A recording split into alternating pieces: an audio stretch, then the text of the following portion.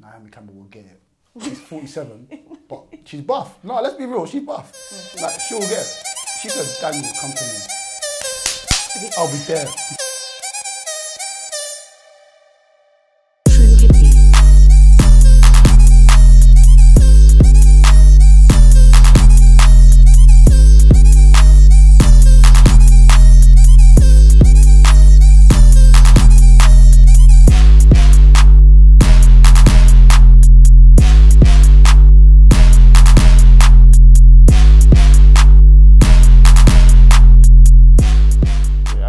It was in a group chat, so I saw it. Nah, it's very, I'm not in the group chat. It was in a group chat. There was a lot spoken. There was a lot said. So I didn't see.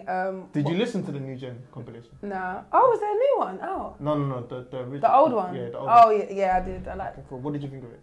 I liked. There was like one song. There was like 2, 3 songs I liked. The artist on there I liked. But like the whole project was okay. It wasn't like. I don't know, maybe it's not my kind of music, and you know me, I like hip-hop. Yeah, it was a weird one this week. The week started with obviously DDB going on her rant, I would say. What she was saying applies to a lot of the industry. I mean, obviously she mentioned New Gen, who haven't really released a statement back, to my understanding. I think the thing that really shocked everyone when they saw that was when Bonkers probably came out and said she's not lying.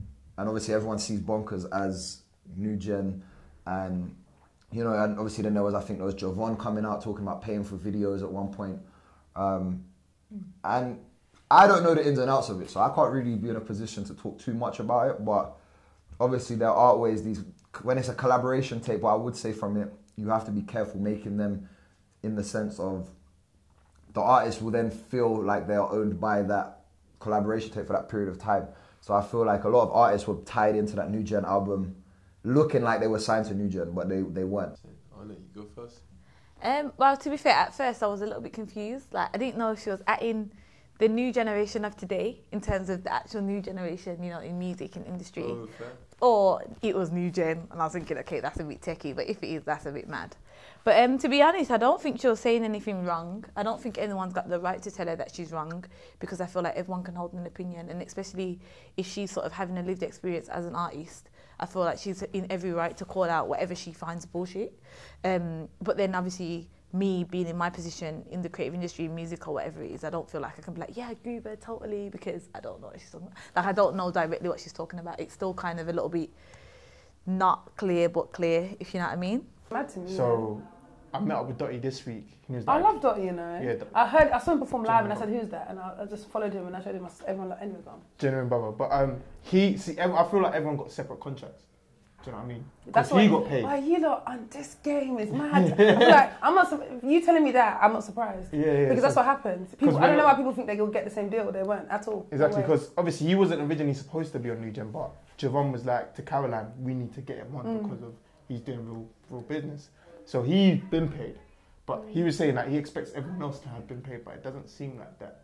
And originally, New Gen is like Hako, Renz, and Bonkers. That's the original, plus Caroline. Yeah. Then they formulated everyone else. Yeah. But it seems like Bonkers is not really happy. I think, and the way Renz was coming at it, it was like Renz was like more leaning towards Caroline's favour than it was Bonkers. So it's just kind of a bit But do you think they're not happy with the label, or? I mean... Or is it just the people in the team? I mean, do they really know much people in the label? Because everything's going through... Yeah, and that's the problem, Caroline. I think. That's the thing. Because it's like... Caroline I think maybe she has to make someone happy, innit? So it's like, she's doing what she has to do to make people happy. And she's obviously probably negotiated contracts with different people, and obviously they're not happy, but I don't know, man, the game... If we move it back to how to make your money, it's like... It's exciting being on a project, but what's your contract saying? Do you know what the outcome's going to be? I think artists need to get their business in order, to be honest. It's not New Gen's fault that some artists haven't been paid, but I get it because your friends, you think your friends will pay you, but it's still business at the end of the day. I don't think the New Gen tape sold that much, so I don't think they can recoup the money from back to pay the artists like Javon. Javon, I understand why he's hurt though, because if that's his girl and that's his friend, maybe he deserves to get paid for what he's done in the project. But sometimes it's just business. Like business it works. It's hard, man. Sign contracts. Like most musicians or most artists should get lawyers before they even get managers. They need lawyers so quickly, it's unbelievable. But in my opinion, though, what New Gen did in terms of finessing artists, I don't think technically they did that from what I can see, but that's all I can see. I don't know what's behind the scene and stuff like that. So when Bonks is clarifying and saying IAMDDB said this and that, it makes sense, but for outsiders, we don't really know what's happening, so we shouldn't have that much opinion about it because the context is not wide enough. All of us have our price at the end of the day, you know. You don't know what people's situations are. If people are, you know, about to go homeless or whatever. Yeah, exactly. So judge people, but also bear in mind, like, you don't know what's actually happening. So I think it's good to also, in them situations, say it's your opinion, you know, and be very clear that you don't know anything, but make people aware. And it's true. Like we all know labels can, but let's also be real. Labels are not just this gigantic evil 100% of the time. You know, 100%. For some people it's a great option. It helps them get distribution, grow, like, you know, it is a good option as long as you're aware. You're not going into it from the, oh, I'm getting attention, you know, like, yes, this is the greatest thing, like, I'm just gonna sign that. Get yourself a lawyer. If you're ever in a place where you're having them like, now if we're going to the new generation thing, if you're ever in a place where you're in a conversation with a record label, get yourself a lawyer. Find yourself that someone has experience in the industry, and don't sign away straight away. You know, make sure you're coming from a strong position as opposed to from like, oh, I can't believe they're looking at me, let me just sign this away. Obviously, they're established, so I'd hope to imagine that they knew what they were getting into, especially because there's so many of them, and that, like, you know, it was a good decision, but time will tell. Look, if she had something to say, I think it's really important that stuff gets called out and there has to be accountability.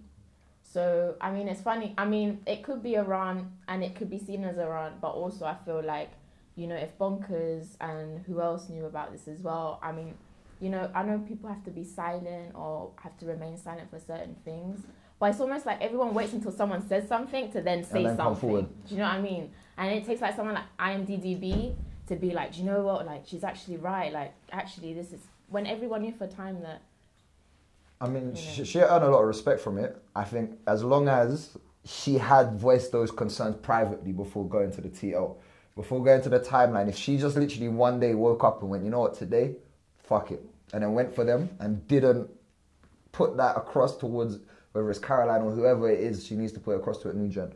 If she just went for the timeline, then that's a punk move. But, you know, if she did, which I'm probably sure she probably did, try and reach out and tell them that her issues, then, you know, it's good to see, I guess. Gave some Monday morning entertainment for us. Yeah,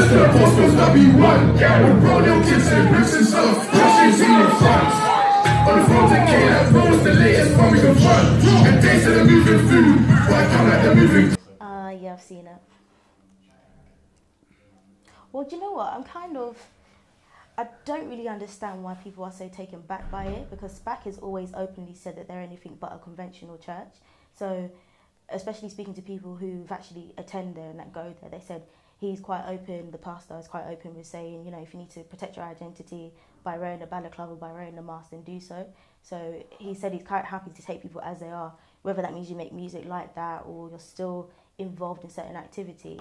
So for him to kind of put that on a platform, I don't really see it as something shocking. I feel like its intended purpose is to do exactly what it has done, and that spark a conversation, push himself again to the forefront. It's become a topic, and yeah, it's publicity. So it doesn't surprise me. Bad B come to the Niz.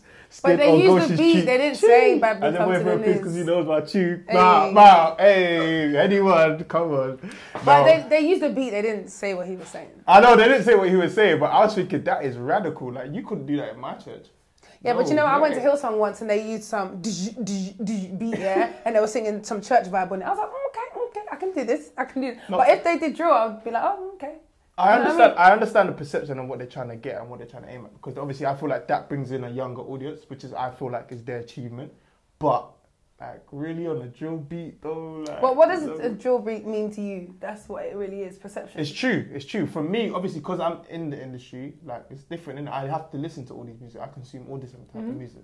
But to someone on the outside, if they know drill music, they'll be like, why are they promoting all this guns, violence, and all yeah, but that's not what they're saying on the... Yeah, but that's what people would associate it with.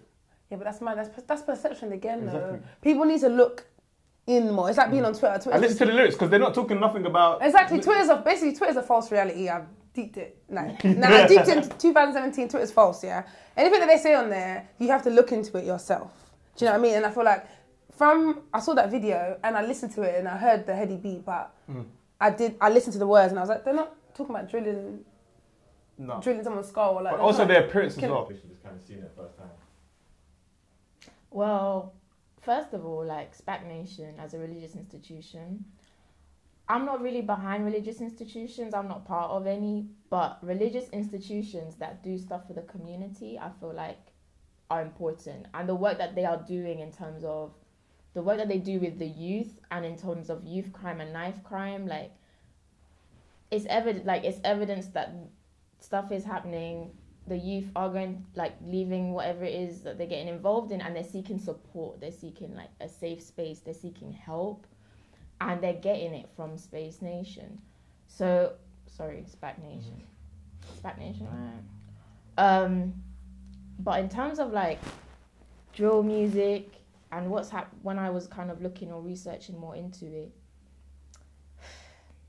I mean, what was it they were preaching about Jesus and like preaching about God? That was the bit that I didn't understand. Like, guys, look, I didn't hear the lyrics much. But what if they were doing Christian drill? You know, like, is this being confirmed? Like, do you guys know whether they were actually doing the hard bars talking about, you know, shifting stuff?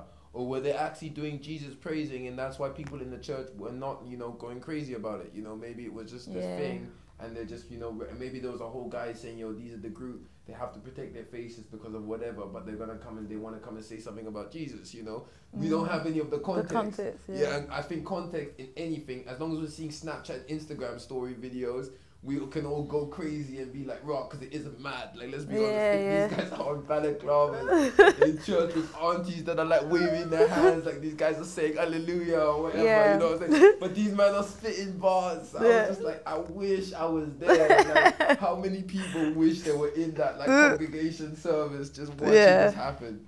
I think the same thing. I think it's good PR, but also I think that they bring something current, what's happening in our generation, into church, which is a good thing. It's not really a negative thing because they're still preaching about God, the message is still getting sent out. But now we can vibe to it, we can understand it, we can take it in a different way. It's how you consume it really. I think the way we're consuming religion now should be different in a way because them biblical times or them times back then, it's not going to run. So the way we consume knowledge now is totally different. With content like what we have now really is totally different. So if they're bringing drill sounding music into church with the same kind of holy message in that, let it run. It's not that deep. It's not that deep at all. I feel like it's like a comedic thing. I don't know, I look to the purpose more. As a church, like, you're trying to get young people in. I have friends in that church who used to do a madness back in the day. Now they're in that church and they've changed. Same. A couple of my friends are in that church and have changed. And it's like, the church is doing the right thing by changing people, but their means may not be something that you agree with, but the ends are showing positive returns. The end result. That's all it matters, the end result, and about what is it that they're trying to aim and who they're trying to target. And if, to be honest, if it's reformed people's lives that used to be of that life, then it's a good thing. And I went to that church, last year I went to SPAC, like I was there for like a month or two, You said life changed? It was lit, I thought it was good. Go. No, I thought it was really good. It's just that, I thought it was really good. I used to go by myself and stuff. Okay. Where is SPAC? London Bridge. Yeah, and I know one of the ladies who works there, and she's very inspirational herself. In general, the church is just very inspiring, especially the people that are there. It's just that obviously, I just don't agree with them answering to people on Twitter, because you know how I feel about Twitter, false really. But I don't agree with them answering to people on there. Like, why? Like, I mean, from what I could hear, I thought I heard no better creep in one of the videos, and I'm thinking like in a church, like personally, I think time and place. For me, I mean, I've been in recording studios where they've been above churches and we had to be careful of what we're recording above the church, let alone in the church. If obviously they've replaced the lyrics with, some God-fearing material. They were replacing the lyrics. Then I guess it's a way of being creative and it's a young, focused church. So whatever leads more people into it, I guess, is the positive on it. But exactly. If they are talking chingings and talking that type of talk, no, I actually doubt that's the case. I actually think that they have substituted all of the lyrics for the word of Jesus, which is what in the church that they're practicing, right? You know what, I think that, all of us, we fear what we don't understand, did it? And for a lot of older people watching that must have been a bit mad. But I think I think as long as like what they're putting out into the world, like the projection of what they're saying is like, you know, is praise. I don't think there's anything wrong with it, me personally. And I feel like, again, like if I was there, I'd be like, yo, is this real? Like, what's going on? And I just feel like, to be honest, I just think that we're living in a day and age where everything is changing, and there's a lot of things that we're gonna have to get used to. So I feel like that might be one of them. Like, you know, there might be like now drill, gospel, rap, music, trap, like, you know, next thing you know, there'll be like church raves and underground clubs. Like, you never know. You'd be surprised that that stuff exists. It's probably already happening. No, yeah, exactly. Don't underestimate the Christian scene. Yeah. That thing is popping.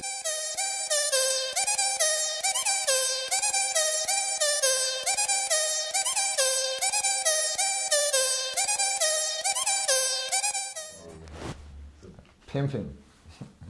I thought that was cute. Yo, I'm jealous. I'm not even gonna lie.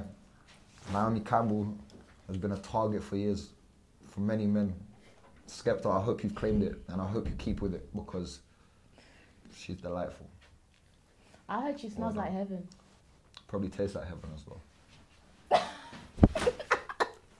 Am I wrong, Skep? Naomi Campbell will get it. She's 47, but she's buff. No, let's be real, she's buff. Yeah, she Like, she'll get it. She said, Daniel, come to me. I'll be there. Ain't gonna happen. Ain't gonna happen. Are you sure? I'm confident. In a year's time, when I've blown and all them things there, and all of us is blown in that, Naomi Campbell, I'm telling you, me. Trust me, I'm better than Skepta. I'm not Skepta then, but me. What a I'll reach. do my job. You mad? I do my job. You wait. Goals, Skepta shut down the thing. I tried to crop his head out and put my face on it because I thought it would have just looked. Do you know what? I just want my man to look at me like that. That's it. Oh, the way he looks like that. Yeah. But obviously he wouldn't look like that if you're wearing his, underwear and that. Then what? He would look at you like that if you're wearing his undergarments and that. So. Yeah, I thought it was lit. I thought it was really good, especially in terms of what he's doing with mains. I think it's a good shout having someone who's basically the biggest model in the world and the biggest model in the UK modelling your gums. Like, sure. I want to know how they met. Like that story. I want to see a filmed interview of how they met, not like read it in a GQ magazine or anything. I want to actually see it. It's just the epitome of like, I just think nothing is impossible. Like, I was saying the other day that Naomi Campbell literally went from, she was like, obviously she's always been like the top supermodel, but I don't know if anyone remembers when she had that like full-on breakdown, she went to rehab, like, and she's now come back and one of the only model of her generation still supermodel GQ ads. Like, that's admirable, especially like as a black female in But black don't crack, girl. Yeah, but Black not even that, crack. just even like her mental health, like for her to real, comment on real. such a rise, like it's an amazing thing. And then obviously for someone like Skepta to like even the fact You're that willing to do that. Yeah, you know? not like, even- imagine how yeah. much cussing, like, because you don't know that everyone's gonna be that positive. Yeah, it's true. Man's taking off his shirt, doing all kinds of, sus things, like bare man on the street are like, is this guy still? This is the guy that did man, and like, all of them, you know what I'm saying? Like anyone could take that stuff and meme out of it, you know. Yeah, what I'm saying? you are right. But then at the same time, I also think it's amazing. He's wearing his own brand. Yeah. Like really, no one can like he's actually got Naomi Campbell and himself in his own brand and GQ. Let's chat to him.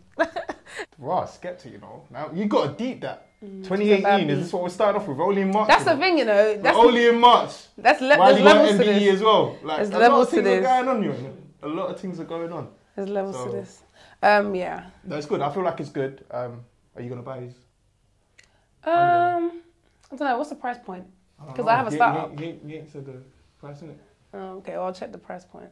Would you, See. if a man got you that for a present, would you accept it? Mm-hmm. Yeah. All right. I haven't even got Calvin Klein's. That's it. That's it. Like, well, it's amazing, isn't it? Like, Skepta, Okay. Naomi Campbell, black couple, Black Lives Matter and that. You know me. I think it was nice. I read the article actually, well, the pre-article. Yeah, the pre-article. Yeah, I read it too. And did you? No. And she mentioned something which is quite important, that this shouldn't be made a big deal out of because it should be standard. So whilst I'm happy for it and I think it's great, I don't feel like we should be too excited because I feel like people then start feeling, okay, just give them one thing and they're happy, that's fine. We want it to be consistent. We want it to be a norm. We don't want it to be something that's, oh, wow, have you seen the latest thing? There's a black couple on there. Black love should be everywhere, because it is everywhere, and it's time it's shown in the media. So it's about time once again. That's a sick answer. I ain't gonna lie to you. I should have thought of that. But me, I was thinking Naomi Campbell. Yeah. Boy. Aesthetic, men. No, don't pay us the same brush.